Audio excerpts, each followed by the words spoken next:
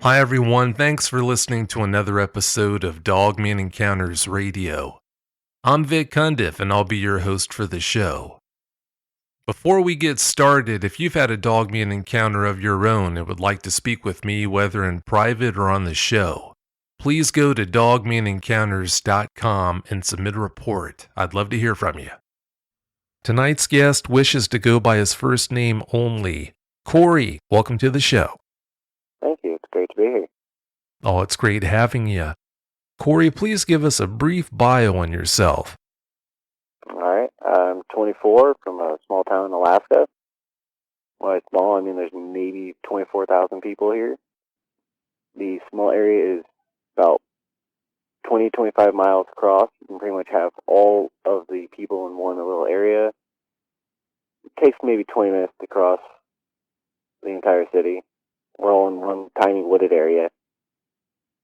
I grew up hunting in the woods. I've been shooting since I was 5. I've seen everything from grizzly bears to wolves, coyotes, hawks, grouse, rabbit. I've skinned everything but bear and wolf. Had the opportunity, though.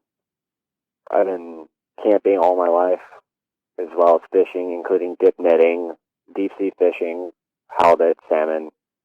I've done 1 year of college in wildlife biology, and that's pretty much it.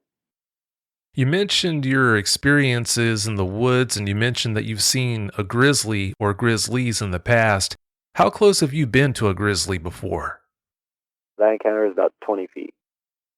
How did you react? Some people, when they get that close, they fall apart. Other people take it in stride. I was a little surprised because it kind of snuck up on me. Just paused, was really still, and waited for him to leave. It snuck up on you. Yeah, I was filling up my water bottle in a creek, and there was nothing around at that time. I bent down to fill up the bottle, looked back up, and he was across the creek. Oh, wow. When it got that close, did you get the impression that it was getting that close because of you, or was it just happenstance? I think it was just happenstance. It just looked thirsty. Oh, okay, thank goodness. I've been to Alaska more than once, Corey. Some areas of the state are pretty flat. Other areas are really mountainous. Where you live, if you can be vague enough to not give away the exact location, what's the topography like there? Is it pretty flat or is it pretty hilly? It actually varies. This particular area is mostly flat woodland. That's pine forest and a bit of taiga. And then toward the outer reaches and you start to get further north, it goes into hilly swamps. Hilly swamps? Yeah, north of Fairbanks. Oh, okay, I see. As far as the food supply would go for dogmen in the area, what are the large prey animals? Just deer, or do you have other types of prey animals around? The only actual deer are down in the island. The biggest prey here are moose. And Alaskan moose are different from the lower 48 moose. They get up to 2,000 pounds, sometimes a little more. Oh, I've seen Alaskan moose before, and up close too. They are pretty sizable. I wouldn't want to tangle with one. I wouldn't either, and I've been chased by them. Oh, that's not good. I understand from the pre-interview that after you had that first encounter, you did mention it to your mother. What was her response like when you mentioned that you had seen one? She said it was a bear and not to worry about it. Did you make it clear how closely and how clearly you had seen that dog man? Yes, she's one of those very logical, literal people that must see it to believe it, especially if it's out of the normal. Oh, okay, I see.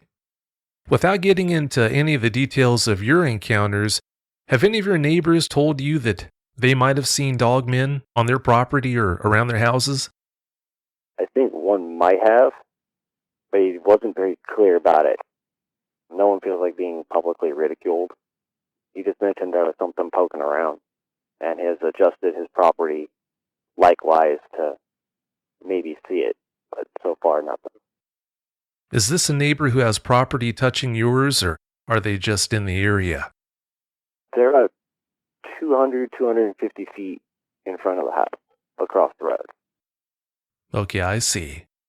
Does your property have a stand of woods that touches it or is really close to it? Yes, actually. The entire city is covered in woods. You can go from one part of the city to the other part in woods and never touch concrete.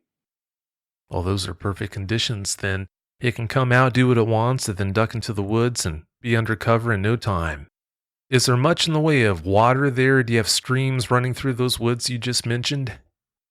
Ironically, there is a slough 20 feet behind the house, and it stretches the entire city. Oh, that's perfect. Couldn't ask for any better conditions. Corey, what was the first hint that you had a dogman or dogmen in the area?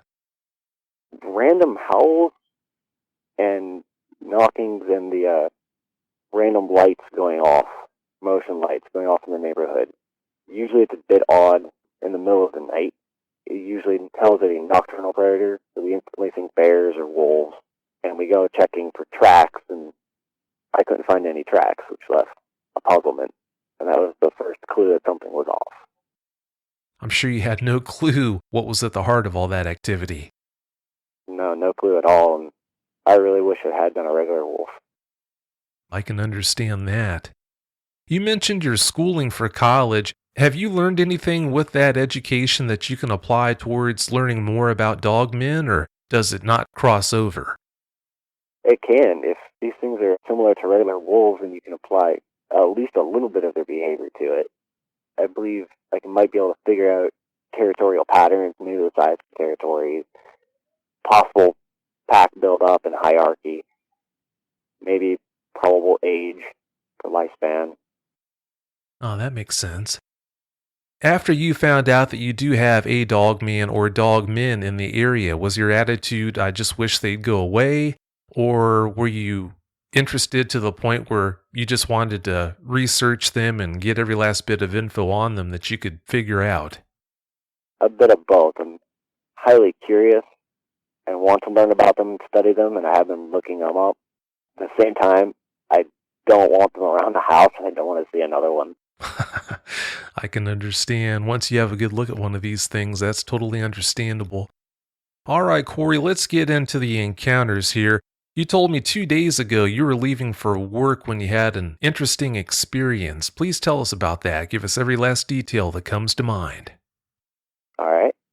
I was getting ready to leave for work about 3:45 p.m., middle of the daylight here. Was walking toward the car, and I noticed a bunch of really big dog prints. They looked just like a wolf track, except they're the size of my foot, and I've got a size 9 foot. It's about 15 feet to the car.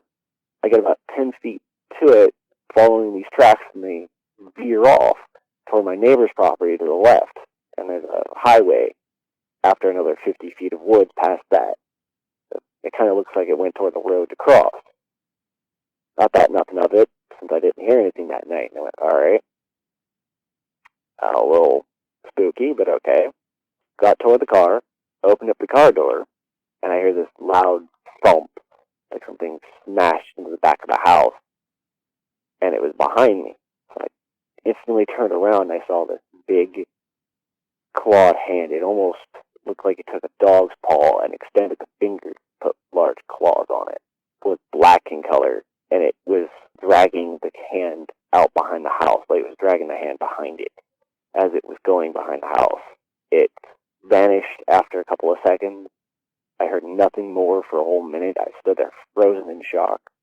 Got back in the car after that. I wasn't about to stick around to see if it was still there, and left for work. Didn't say anything to anybody. I have told my coworkers that there's something floating around the house, but they all think it's a bear. I was not about to stay to get a picture up for otherwise. I can't say I'll blame you. That self-preservation right there is a good idea to clear out of that area. When this was all going on, did you ever smell anything, any unusual scents? On rare occasions when the wind does pick up, there'd be the smell of a wet dog, sometimes meat. I've smelled nothing else out of the unusual around here, but it's the same kind of smells you smell with other predators, such as wolves and bears. They carry the similar smells with them. After it was gone, you didn't notice that smell lingering, it just dissipated like you would expect? Mostly. Sometimes it stays for an hour or two. Okay, I see. Right before you saw that dog man or heard that crash or maybe even saw those footprints in the ground, did you suffer any uncontrollable bouts of fear, unexplainable anxiety, anything like that? Not necessarily. Just real apprehension for the dark. When you saw those prints in the ground, knowing as much about wildlife as you do, did you notice that it was moving fast when it had left those prints, i.e., a lot of distance between each print, or did it seem to be plodding along? It seemed to just be plodding along a slow trot away from the house. Like it had come to investigate or was just passing by. Okay, I see. Did you ever go out there and measure those prints to see exactly how big they were? Not with a measuring tape, but I used my own foot. I said I've got a size 9 foot, and most of them were about the same size. Okay, I see. Yeah, that would put it well out of the range of being any dog. It is within bear range, though. When you saw that print, were you thinking that it was maybe a front paw? That's what I was thinking, except that it was a little too narrow. It almost looked perfectly like a wolf, which was the odd part. I'll bet that did throw you off. Did you notice anything peculiar when you looked at how the toes in that print hit the ground? It looked more like the weight was in the heel bit, and the claws almost never touched what was left of the snow, and it just kept, like it was trying to keep its balance on the back heel, which is very odd for any wolf or a bear. I see. I'm going to ask you a question and then I'm going to share a story with you that's related to this question. You mentioned seeing that big clawed hand seemingly rake the house.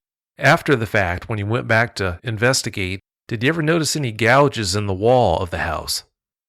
Only a few scratch marks from the bit of the claw, and they're very tiny. It almost looks like you took your own fingernail and went up against something. What kind of surface was that left in? Pine wood? Pine wood, okay. The story I'm going to share with you, it relates to what we're talking about right here, about the claw marks in the side of the house. There was a woman who shared this with me probably about 9-10 months ago, so please forgive me if I butcher the details, but the way it played out was it was late one night when she and her friends decided to leave this trailer park that she and her friends lived in. They went for this nice long walk. It was a nice summer night. They were, I think, maybe half a mile to a mile away from their house, just walking through the country when they were walking up this road in front of this farmhouse or some house out in the country. Well, her friends were deep in conversation. They weren't paying attention to their whereabouts, but this woman, she looked up the driveway of that property, and at the very back of the driveway, right next to the house, there were some trash cans that were set out. She noticed that something didn't look quite right, and after studying that area for a brief moment, she noticed that there were some eyes staring at her in the dark. They had some kind of an eye shine effect going on. I can't remember the color, but she did notice the eyes. She stopped, and as she was staring, this dogman stood up. It had been hiding behind those trash cans, and when it noticed that she had noticed it, it stood up, realizing its cover had been blown. It walked away, and in her mind, that was it. She thought the story was over. Well, she hurried to catch up with her friends and shared what she had seen with her friends. Fast forward to late that night / early that next morning. She was in the trailer alone, had her cat or cats with her when all of a sudden her cats started acting funny. She didn't think that anything was going on. She just tried to get them to calm down and went back to sleep. Well, from what I remember, I think not long after that, she got up and got ready, and next thing you know, she went outside, I think just to leave for the day. When she went outside, she noticed these claw marks that had been raked or gouged into the wall of her mobile home. I'm not sure exactly how deep they were, but from what she told me, they were pretty deeply gouged into that metal of the wall. When you talked about seeing that clawed hand raking the wall of your house, that instantly made me think about that story that woman had shared with me. And that story that I just related to you, that's not exactly an isolated incident. It's almost like that dog man followed them home to her house and marked her house. I don't know what that was all about, but it doesn't get much creepier than that. They didn't leave that much of a gouge, almost a basic scratch. Sounds like you got off lucky. Do any other people in your household know about these dogmen and the fact that they're around? My little brother has seen just the eyes and the shape, not the full detail. If your little brother knows that they're around, has he had an encounter with them, or if not, how does he know about them? His first major encounter was when he was a kid. During Halloween, we've got snow everywhere, a good 5 foot. We used to have a miniature house that was built up to play in, about 70 feet away near the wood line on the right side of the property. And he was walking back toward the house on the road, was about 20 feet away from the house, and felt something staring at him. Looked over and saw a pair of yellow eyes, standing almost even with the height of the house, which is almost 7 foot, just staring at him. It then ducked down kind of below the house where the boards were keeping it up off the ground. And my brother tried to play like peekaboo with the eyes to see what it was. At that time of year, it's very, very dark. You can't see really much. And he couldn't make out exactly what it was, but it still spooked him. He came in the house, told my dad that something was out there. My dad walked out with a gun and a flashlight, walked the area, couldn't find anything except some wolf tracks, and said, well, you saw a wolf. Don't be scared. And lay back in the house and left it at that. And he didn't think anything of it until these recent bouts of encounters a couple of months ago when he saw the shape in front of the garage, and it instantly reminded him of that. Is that the brother you were telling me about where some strange activity involving his car door was going on? Yep, same little brother. Please tell us what's been going on with that. Well, for a couple of weeks leading up to that, I could hear the car door opening and closing randomly. In the middle of the night, it would set the motion lights off. And almost always at midnight to 2 in the morning, couldn't see anything out there without any light. Pitch black unless it's full moon. This particular set of nights, there was no full moon. I came home one particular night at about 12:30. It was pitch black. Even with the headlights, you can only see maybe 20 feet in front of you. I parked my car into its parking space about 15 feet away from the house. And we've got a double-door garage and a 2-story house. I was walking toward the house, sorry. Started to get toward the house, and I noticed it kind of felt silent and eerie, which is almost normal for Alaska, but sometimes a squirrel or a bird starts chirping on it. You would hear something. And I thought, well, okay, this is weird. Continued on to the house, got into the garage, into the house, went upstairs, and I've got a bed that lays on the second story that's looking out toward a window. If I look out the window, I've got a lower left view.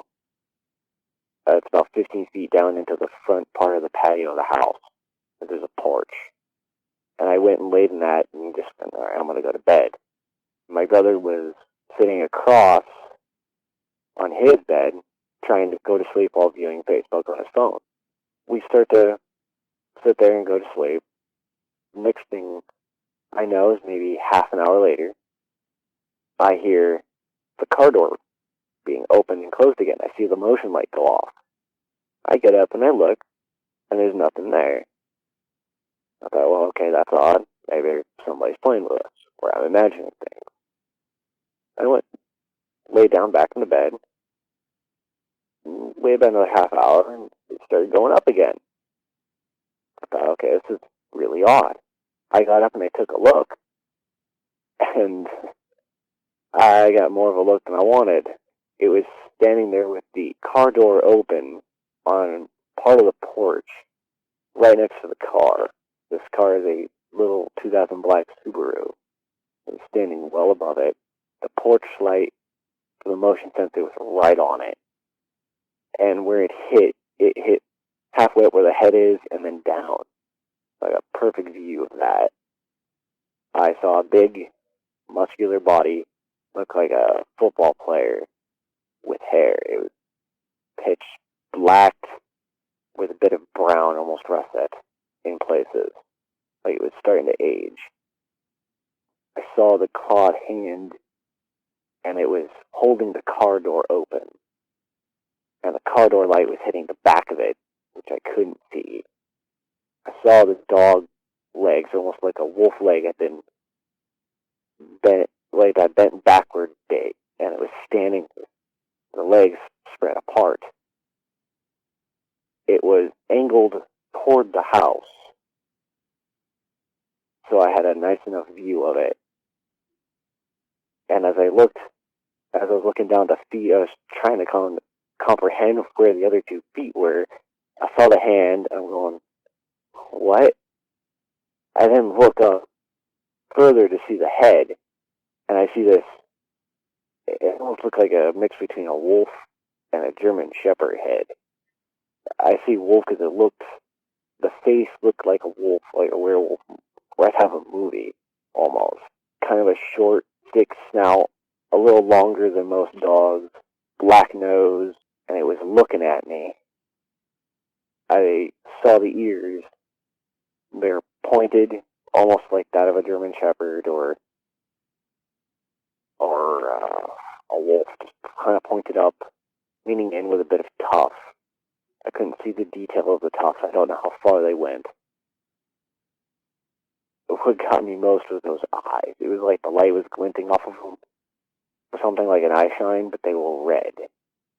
I've never seen anything outside of a photograph with a red eye, and that spooked me big time. I stared into these eyes, slowly backed away from the window, and grabbed my phone, slid through it real quick until I found a picture of a werewolf, called my brother over, and went, dude, this is outside of our house right now.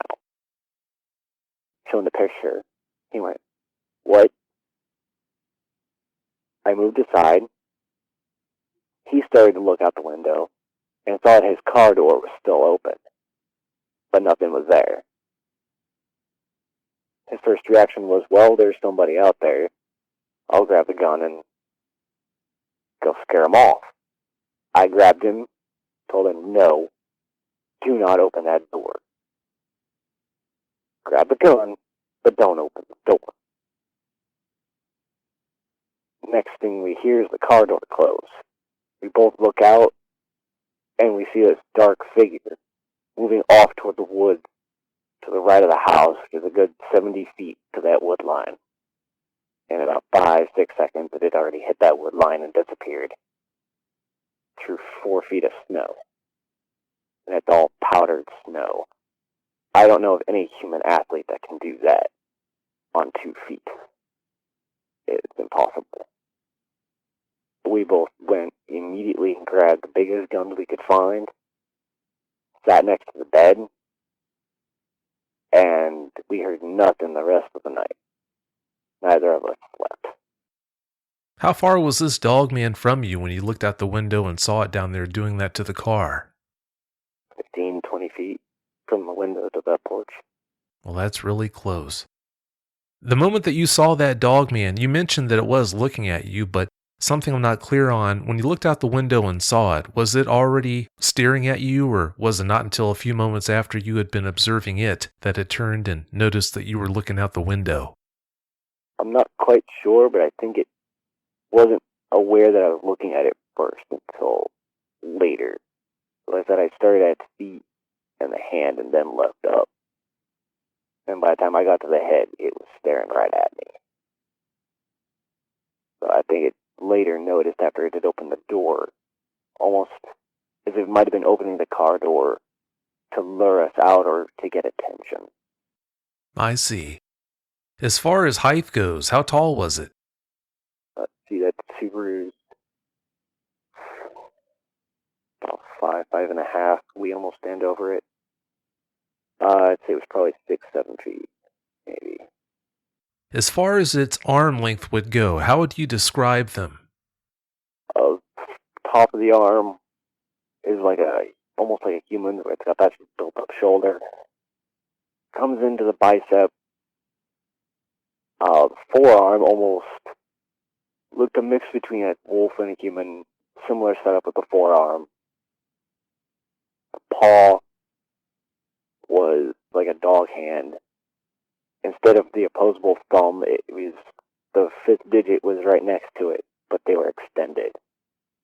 And it looked like it could maneuver them, like ours, coil them back and forth, which is what it had them around that car handle door, and it pulled it open. And they were long, much longer than a human's. The one that wasn't holding the car door was dangling kind of toward the waist, and went a little bit past it. Do you remember from looking at them, and I'm sure it's hard to do this, but I still want to ask anyway, do you remember the length of the upper arm compared to the length of the lower arm? Were they almost the same, or was there a noticeable difference? You mean between the legs and the arms themselves? No, as far as the length of the upper arm and the length of its forearm, just curious how the lengths of those two sections of its arms would compare. I would say they were almost even. Like the upper part of it was extended a little in length, and then the forearm had that like dog stretch to it. I'd say they're almost. It looked similar length, but the forearm was a little longer. You said the forearm had kind of a dog stretch to it. Could you elaborate on that? I'm not quite following you on that. If you look at a dog's leg, especially in the front leg, you'll notice that the bottom part of it is extended and rotated differently to ours, where the bones are set, and the muscles are hardened where they keep having impact on it.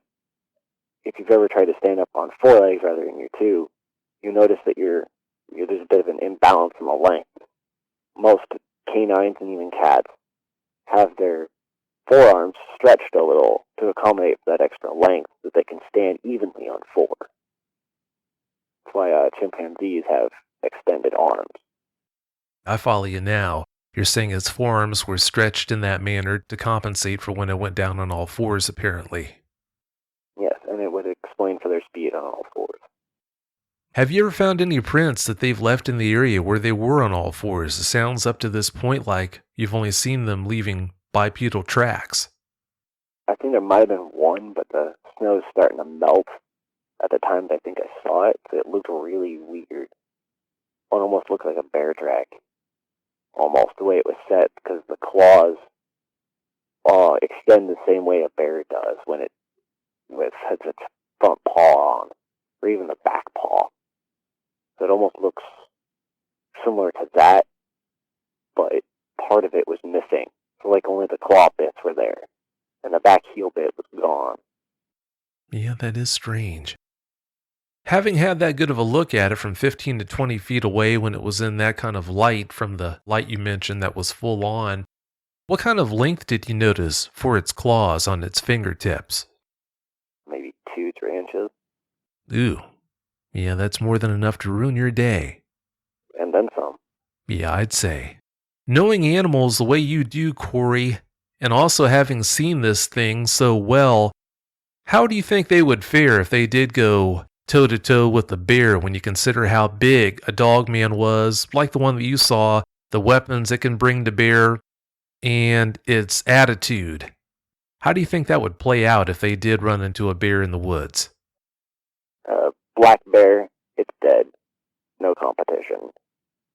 Grizzly, if it's a big boar, which is a male, and it's healthy, it could probably stand up a good fight, but I'm pretty sure the bear would lose. The only thing that might stand up to these and win, a Kodiak brown bear. Might have a chance. Yeah, that's one fight that I'd pay some pretty good money to see play out, especially with one of the bigger dogmen. They can get a lot bigger than the one that you're talking about right now. If I've done my homework right, 9 feet. Yeah, they can actually get bigger than that if the reports that came in about 10 and 11 footers can be believed. Talking about the animals in the area, you mentioned having moose in the area, and I'm sure you've got deer in the area too. Have you noticed any strange kills that were kind of inexplicable? Whenever a wolf or a bear kills, it has a certain way of going about it. Knowing as much about animals as you do, have you found any carcasses around that made you wonder what had killed them because of the strange manner the carcass was left in. A few birds. There was one hawk. It looked like it had its head ripped and twisted around and then left on the ground. One of my neighbor's dogs in the next neighborhood, their dog had been killed and ripped. Like it had its guts ripped open and left out in the snow, and it was dragged through the woods. Those are the only two really odd kills, but that have been floating around. It has been winter, so a lot of stuff isn't moving around very much. I'm expecting a lot more to start occurring now that it's spring and soon going to be summer when everything is starting to move around a lot.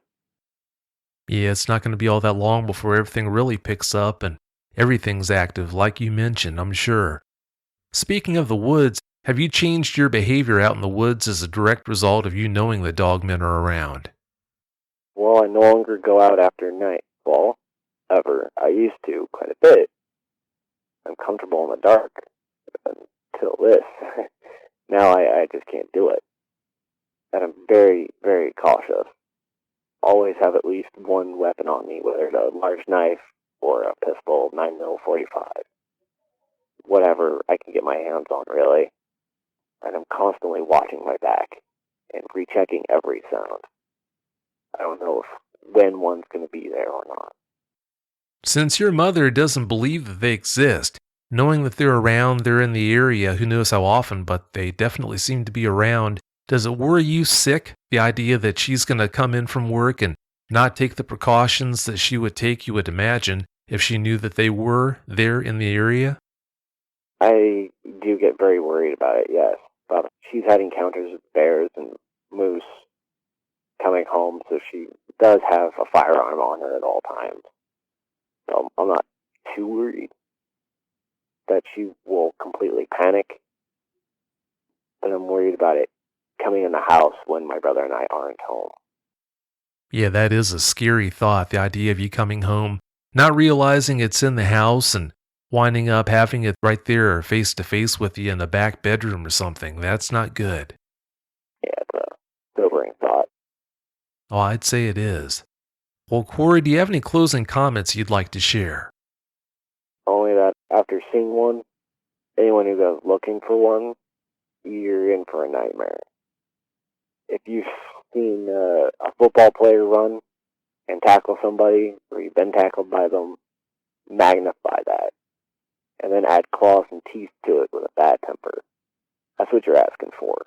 And if they're anything like normal wolves, if there's one, there's constantly going to be more of them. Unless they're rogues, wolf packs can have up to 12 or 16 members, sometimes more.